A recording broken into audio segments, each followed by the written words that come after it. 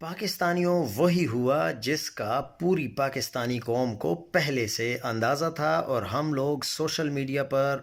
بار بار اس چیز کو ڈسکس بھی کر رہے ہیں کہ 27ویں آئینی ترمیم سے متعلق پیپلز پارٹی نے 3 نکات پر اتفاق اور 4 کو مسترد کر دیا ہے،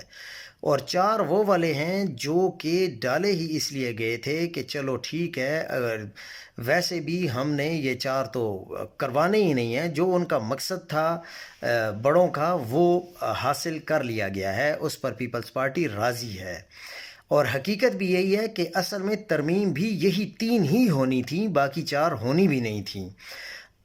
آرمڈ فورسز کے حوالے سے آرٹیکل 243 میں ترمیم، آئینی عدالت کا قیام، ٹرانسفر ججز کے قانون میں ہائی کورٹ کے جج کی مرضی کے بغیر ٹرانسفر، آرٹیکل 200 میں ترمیم پر اتفاق کر لیا، این ایف سی شیئر میں پروٹیکشن ختم کرنے، تعلیم اور آبادی کی منصوبہ بندی مرکز کو واپسی، الیکشن کمیشن کے چیف کمشنر کی تعیناتی کے طریقہ کار میں تبدیلی کی ترمیم، ایگزیکٹو مجسٹریٹس کی بحالی کی ترمیم بھی مسترد کر دی گئی۔